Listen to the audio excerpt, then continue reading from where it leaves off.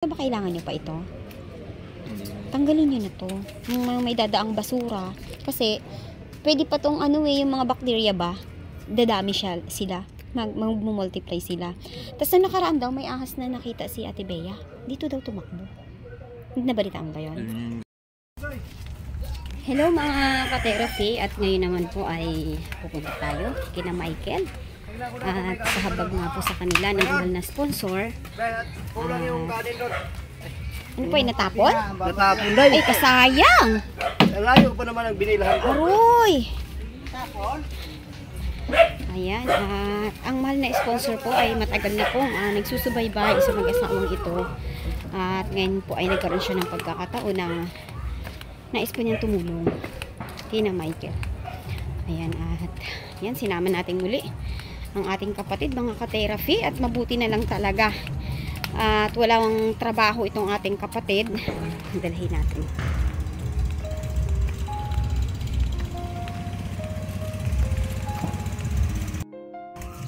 Ayan, mga ka-therapy.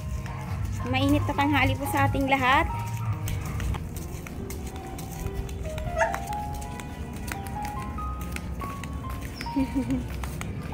Okay.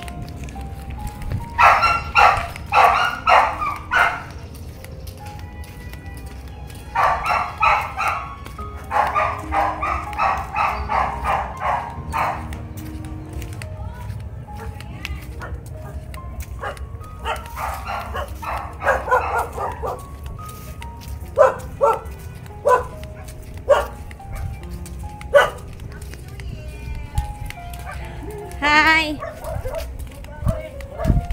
Happy New Year! Hindi, kay Michael. Diretso dyan sa dulo.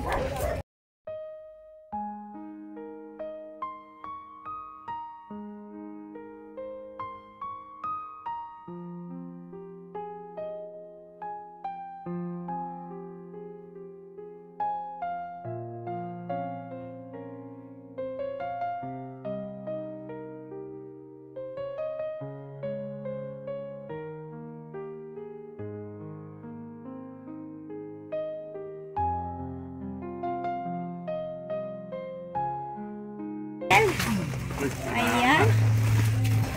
Ang aking kapatid na si Junjun ay nahatid po natin ang bigas para po sa pamilya nila Michael. At ay grabe po talaga ang habag ng ating mahal na sponsor sa mga batang ito. At ayan, ay naghandog po siya ng 25 kilos na bigas. Tapos itlog. At saka yan, mga biskwit. At gatas. Ayan, nagagatas ba silang dalawa? Okay, parehang nagagatas. So, ayan, gusto ba nila to? Magugustuhan nila ito? Oo. At ayan, ay labis-labis po ang aking pasasalamat kay Ma'am Faith from New York.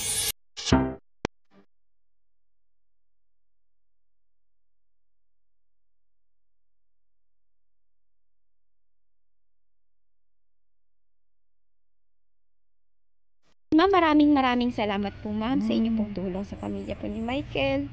Maraming salamat po, at nahabag po kayo sa kanila pong kalagayan. So, ayan, naawa din ako sa mga batang ito dahil syempre si Chacha lang talaga ang nagtatrabaho. Ma'am, maraming salamat. Ang gusto nila ay lagaan mo ang mga bata ng itlog. Everyday makakain sila. Tapos makainom po sila ng gatas, no? So, ayan, pasalamat ka, Michael. Ayan, maraming salamat po kay Ma'am Faith. Ayan, sa bagong taon niya po sa amin. Oo. At pamasko na rin. Okay. Para sa mga bata. Oo. Ayan, mababawasan ang stress nyo kahit papaano. Ang pinakamahalaga kasi sa isang tahanan ay merong bigas.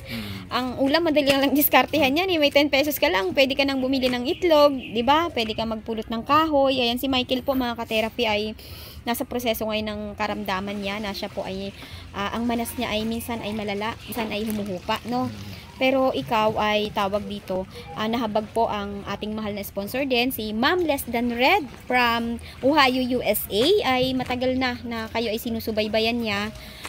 Nakita nga niya manas na manas ka ng nakaraan at nagpaabot siya sa'yo ng tulong. Yun ay nagkakahalaga na ng 5,000, 4,000 tas 1,000 sa transportation. So, kailan ang plan nyo na blood chem kasi natapos na yung ultrasound nyo, no, sa tulong ng amo ni sa tuwang schedule nyo. So pangalagaan nyo yung halaga na ibinigay sa inyo para ang ating mahal na sponsor ay matutuwa sila na kayo ay karapat-dapat sa kanilang tulong, no.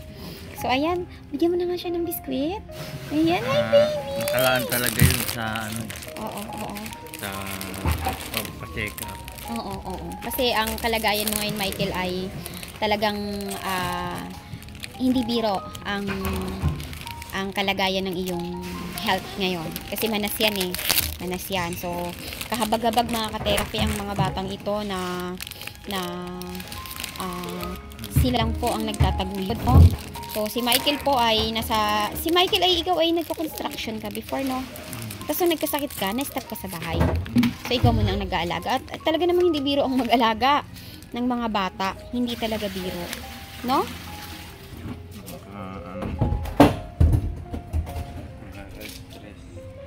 Oo. Alam ko yan kasi nag-alaga din ako ng... Alam ko talaga, Michael, na napakahirap sa bahay. Ako papiliin. Mas gusto kong magtatrabaho ako kaysa sa bahay. Kasi sa bahay, kahit natutulog ka na, may gagawin ka pa. Ayan. Pero, tawag dito, itong paligid mo, siyempre nakikita sa video ng ating mga viewers, yung mga hindi nyo sana kailangan na, ito ba kailangan nyo pa ito? Tanggalin nyo na to. Yung mga may dadaang basura. Kasi, pwede pa tong yung mga bacteria ba, dadami sila. Mag-multiply sila. Tapos na nakaraan daw, may ahas na nakita si Ate Bea. Dito daw tumakbo. Nabalitaan ba yun? Galing sa kanila. Oo, galing sa kanila. Tumakbo dito. Sa butas, siguro may butas to sa ilalim. No? Doon yun sa may ginagawang bahay na yun.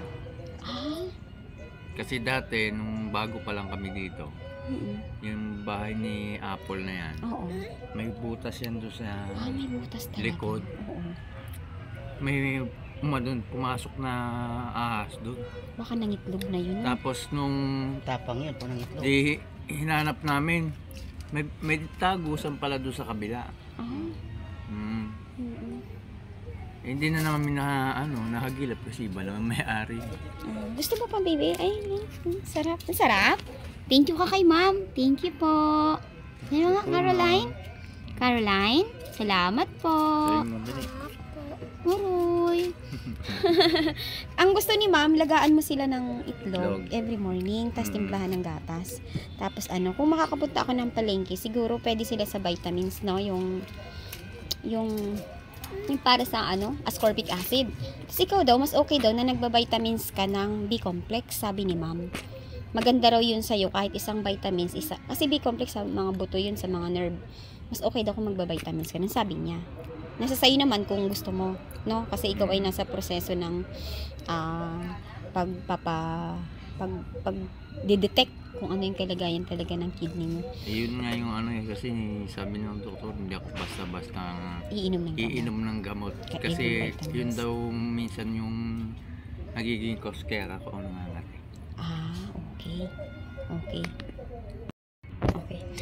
Michael, nung nabigyan ka ni ma'am ng tulong, ma'am less than red, tapos nabigyan ka ni ma'am ng tulong ngayon, ano ang nabago sa pakiramdam mo? Kasi before, syempre pag nag-iisa ka lang, tapos may sakit ka, tapos nasa bahay ka lang, hindi mo mabili yung gusto mo, hindi ka makalabas.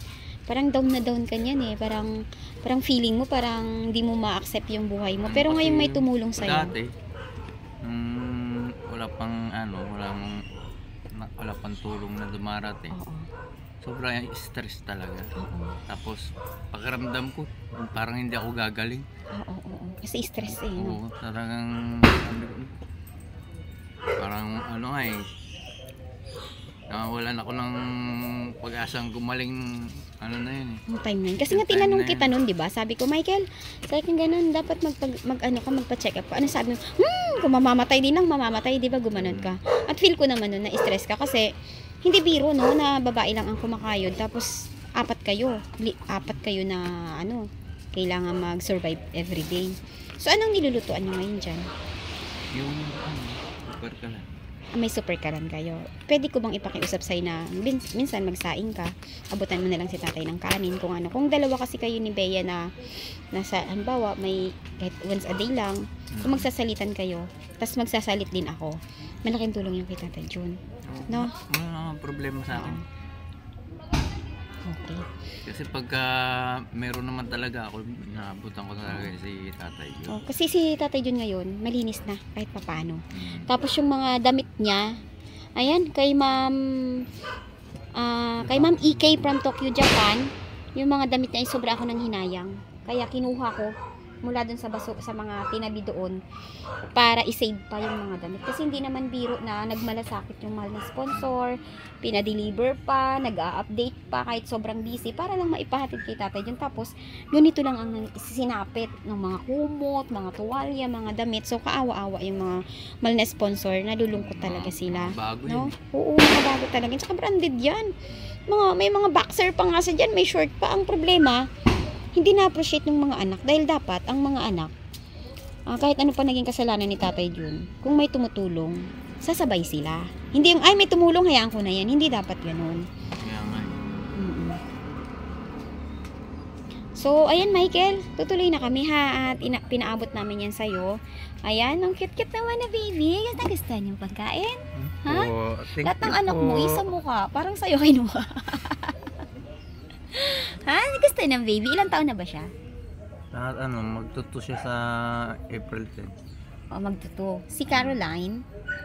Nag-5 siya noong 23, in December. Nag-5 na siya. So, bilang ama, ano ang pakiramdam mo ngayon na ang nagtatrabaho ay asawa mo? Anong pakiramdam mo? Siyempre na, nahihirapan ako siya. Tinitingnan ko yung asawa ko na lagi pagod, puyat. Oo. Minsan, sabi ko nga kung ako na lang sana trabaho Kasi pag sa construction kasi, kumbaga, mag-umpisa ka ng alas 8, pasok mo, alas 5, out ka na. Oo, totoo. O sa kanya, papasok siya ng alas 10. Minsan nakakauwi siya dito, 11. Mas maaga pa nga siya sa akin Kasi buti nga siya, malapit lang. Ako noong pumapasok ako, Michael. Depende rin yun kapag may client. Pag walang client. Hindi kasi may closing time ang mall. Ako noon, pumapasok ako ang uwi ko, 1 a.m. Naglalakad pa ako, 1 a.m. Hanggang 10 lang kasi sa mall 10. Sa Ortigas kasi, yung biyahe 2 hours. Dito, yung traffic ang kalaban niya. Traffic ang kalaban din. Puyat, no? Ang buti na lang at na tiyaga din, na-survive nyo yung mga anak nyo na walang ibang tumutulong sa inyo, no? Na-survive nyo rin. Buti nga, medyo, lumapit yung trabaho niya nung nasa, siya, nasa Muwa, palayo nun. nakakauwi siya dito, alas 3, madaling araw. Grabe. Tapos maaga na naman papasok ka na bukasan. Ganun lagi ang niya, rotation niya. Oo. Diba? Nakakaawa yung araw-araw na trabaho. Totoo. Biyahe pa lang pagod ka na. Sa biyahe pa lang, 4 na oras. May langaw madapo. Papaano? Happy New Year sa inyo ha. Happy New Year sa inyo din. At John, salamat ha sa paghahatid mo kay kay Michael ng bigas. Sana Michael ay gumaling ka at sana ay maging maayos ang pamilya nyo. Tapos ang request ko lang sa'yo, yung paligid, yung pagpasok mo pa lang yung maganda na siya tingnan, no? Ang mga puno may oxygen yan na pag nalanghap natin, yun ang nagbibigay sa atin ng magandang sa katawan, parang vitamina natin. Pagka basura, carbon dioxide naman siya na napupunta sa katawan. So pag ito inopen mo to, ang sariwang hangin papasok sa bahay mo. Ganun, oo. Tapos hindi na siya kulob. Pag kulob kasi, mas nagmumultiply ang bacteria pag kulob ang bahay. Pero pag inopen mo yan, pag pumasok dyan yung oxygen, yung carbon dioxide, mababawasan siya. Ganun siya. Gustong-gusto mo yung pagkain mo ah. Sige, tuloy na kami ha. Oy, Michael, thank you ha. Tapos, si Cha, nasa trabaho siya ngayon, no? Pumapasok siya. So, mga ka-therapy, mag-update po tayo doon sa kondisyon po ni Michael. Ayan, at salamat po sa lahat po ng nagmamahal sa ating mga content sa loob ng ating YouTube channel. Maraming salamat po. At Ma'am Faith from New York, ayan, maraming salamat po muli sa inyo pong mahabaging puso na kayo po ay nagmahal sa pamilya po ni Michael. Thank you very much po Ma'am Faith sa pinagkaloob po ninyo sa pamilya po namin. At malaking tulong po ito sa amin sa pang-araw-araw po.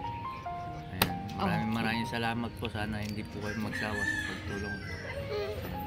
Merry Christmas and Happy New Year po sa inyo. Okay. Ayan. Tuloy na kayo, Michael ha. Sige. Okay, bye-bye Caroline. I love you. Bye-bye. Love you, baby. Sige, tuloy na. John, itong mga basura, kaya mo ba bukas yan ilagay sa mga sako pa? Opo. Oo. Ayan mga ka-therapy, dahil ang ating pong kapatid ay nag-deliver ng bigas at hindi naman po talaga, napakahirap naman po talagang magbitbit ng mabigat na bigas. So, dahil mag-New Year naman po ay handugan po natin si June ng 300 pesos. Ayan, at ayan po ay galing po kay Ma'am Faith from New York. At ayan, maraming salamat po ma'am sa inyo pong gininto ang puso at kahit ikaw po ay nasa malayo ay nakapag-abot ka po ng tulong kay June po. Maraming salamat po ma'am. Maraming salamat po, Ma'am Faith. Ayan, Malaking tulong po sa amin to na binigay mo sa amin. oo.